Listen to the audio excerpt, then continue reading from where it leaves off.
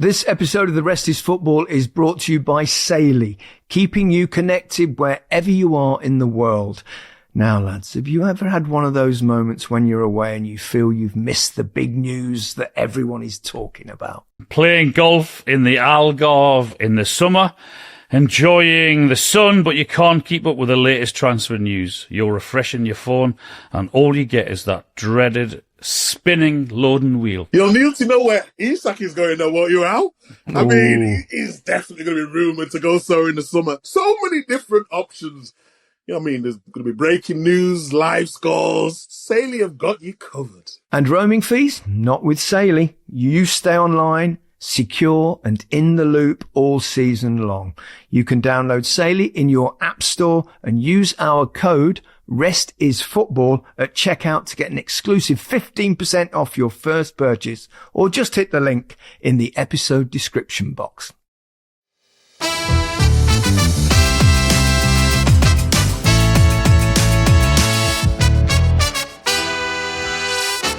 Hello and welcome to The Rest is Football with Micah Richards, Alan Shearer and me, Gary Lineker. We're going to be previewing the Champions League final between PSG and Inter Milan Saturday night. Now, Micah, you're going to the game? Yes, indeed I am. For CBS? I'm in Munich as we speak.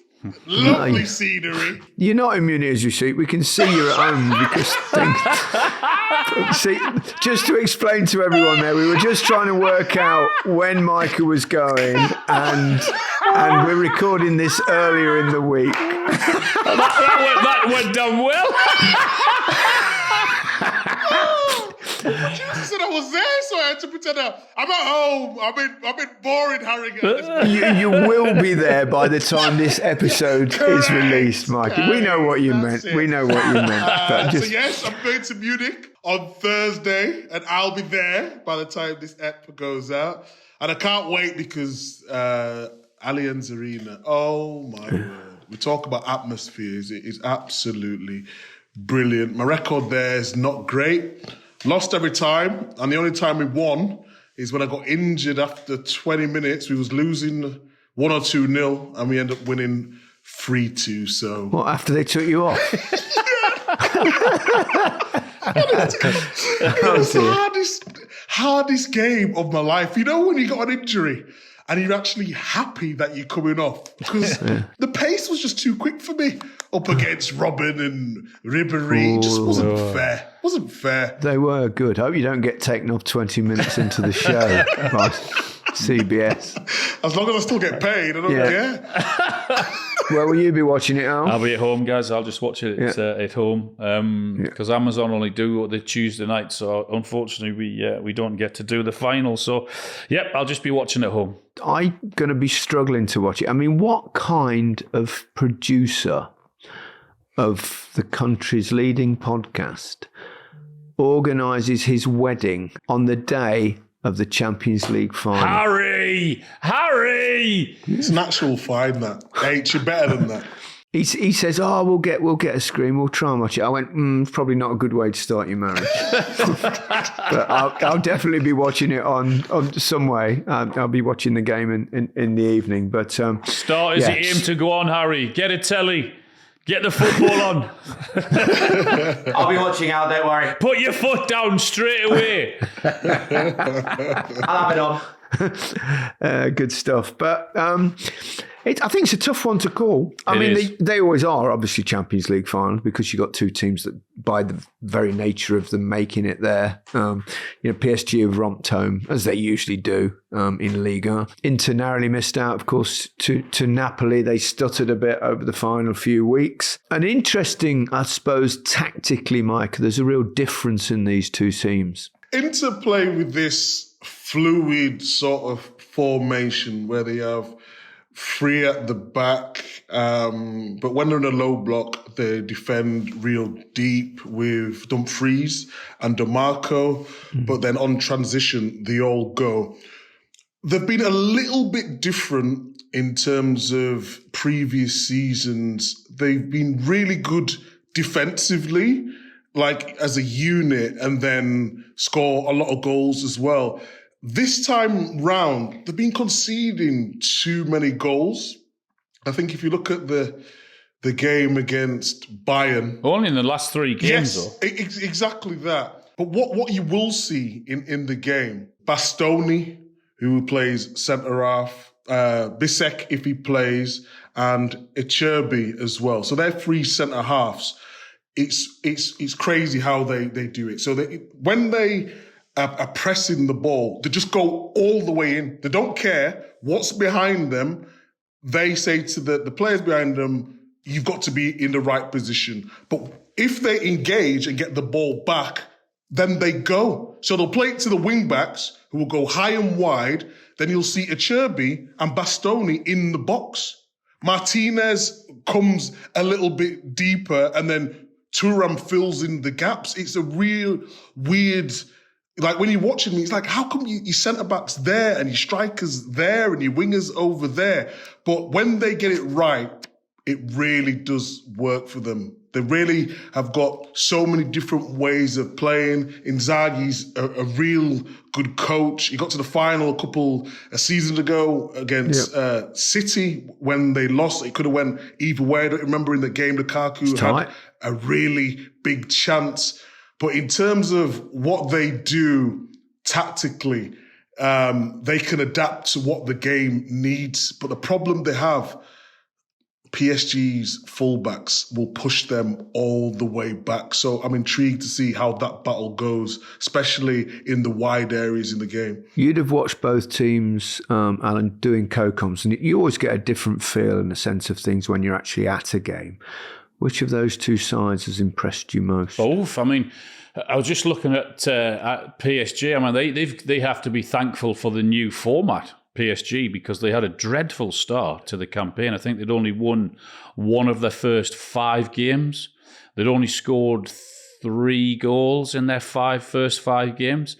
They had to rely on getting through the playoffs. I think they played Brest, was it, in the playoffs to actually get through. So as the tournament's gone on, they've actually got better and better, and they've looked very, very impressive. I mean, I agree with Micah in terms of 2 very, very different systems in what they play, but they both love getting either wing backs or full backs into forward positions, and they both of them, left and right plus, play such a key role in how they play. So I agree, it's such a tough one to call, because there are arguments for and against to say who's going to win it or who could win it. I think the side that's impressed me most out of those two, and probably the most this season in many ways, apart from the incredible football that Barcelona have played, has been PSG. I just think he's done an incredible job there, and the way they work all together and their pressing and their energy levels, and obviously their flexibility and ability on the ball. And, they're really good to watch, and they've got some terrific individuals. I've fancied PSG, actually. The more I think about it, I've fancied them. Yeah, I think it's their time. Again, we talked about, didn't we, regularly over the last few weeks. It's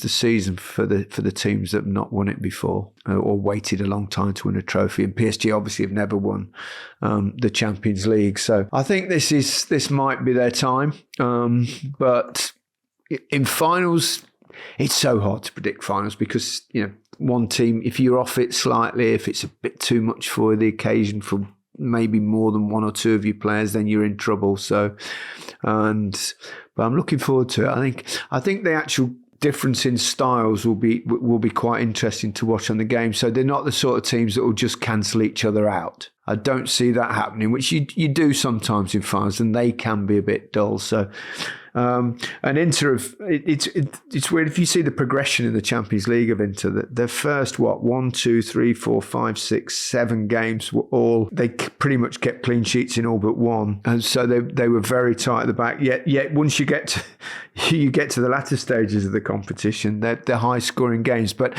I think that's almost inevitable when you've got 2 games against Barcelona. Yeah, but what I would say with that is that when they have conceded, they conceded against Bayern Munich and against Barcelona. I mean, I was at that Inter Barcelona second leg, and it was probably one of, if not the greatest Champions League game I've seen. It was just unbelievable. And because of that, because of their ability to turn up in those big games against the big players, against the big opposition, that's why I maybe just favour Inter slightly, because, you know, when you just feel as if it's the way they came back against Barcelona when they were done and they were down and out.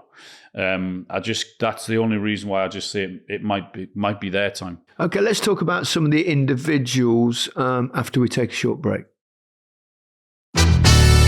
Welcome back to The Rest is Football with Alan Shearer, Micah Richards and me, Gary Lineker, looking ahead to the Champions League final. Often finals are decided by big performances from big players. Who are the players, Micah, you think perhaps will be the stars of the show? Since Al thinks Inter, I'll talk mainly about PSG. I think Hakimi, the right back, is probably the best right back in Europe. I would have him and Trent as my 1 and 2 in whatever order you want, especially offensively. Nuno Mendes, wow, what a player. Not a lot of people know, well, a lot of people know him, but he's not really considered. I think they will now from this season. Yeah, he's really stepped it up, and he can defend, really good one-on-one defending, but got such an engine on him. But I actually think the game could be won in midfield. I think PSG have got the best midfield in Europe.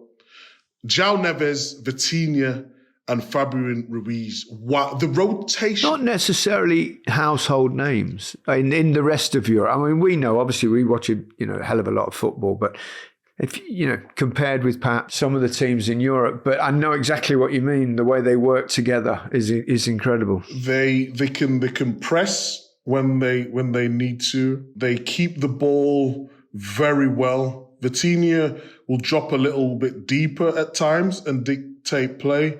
Fabian Ruiz, he's just technically sound, as we know, as the Spanish always are. But João Neves is a player that's come on so much, where a lot of people, again, like you said, maybe not a household name, but in terms of the way they work in midfield together is brilliant. I think there's the one maybe weakness is sometimes you can get in behind them. So when they have their fullbacks going really high and wide with Mendes and Hakimi, and sometimes the midfielders, and they've not got great pace on the recovery run, but in terms of on the ball, I think they're the best in Europe. And then you've got Dembele, who is definitely in the race for that Ballon d'Or. This season he's been immense playing up front, but he doesn't play like a normal striker. He sort of plays as a number 10, and then Barcola and Doué running behind him, or Kvaratskhelia. So if I had to pick a winner, I'm just going to say PSG. I think it's really fascinating, actually, because you mentioned the two fullbacks, Hakimi and Mendes, whereas one of Inter's great strengths is down their right-hand side with Denzel Dumfries. So if Mendes is going to get forward, then Dumfries loves to get forward, and so if he's going to leave and vacate and leave space behind him, he will without doubt attack that space. And one of the reasons why they got through against Barca was because of Dumfries and how good he was down their right hand side. So for me, that's going to be a fascinating battle, and whoever comes out on top may play a huge part in that in that game, and in forward positions as well. When you've got Martinez up top as your centre forward, how will they keep him quiet? There really is little battles all over the park, and that's another one, because he's one of the best around at the minute. There's no doubt. I think if you look at Nuno Mendes, though, his timing is very good. If you remember the Liverpool game, Salah didn't have a sniff, and he just picked and chose his time to run forward at the right times. And because you've got Hakimi going on the other side, at times he can sit in And like I mentioned before, his one-on-one defending is really good. He's so agile, he's so quick, and he's got good decision-making as well. So, yeah, that's a really good battle I'm looking forward to. Villa found a way around that in the second half when they played them at Villa Park. They really struggled against Aston Villa when Villa were brave and they had to commit men forward. And I know they got through. Do you think Inter will be that brave, though? I'm not so sure they might have to be. And Villa had to be at that point as well. They had to be, I understand that, yeah. I think it'd be a big night for Thuram. I think he's had a really good season. I think he's trained on, he's improved, because I think probably PSG will have most of the possession and be quite high up, so it'd be really important.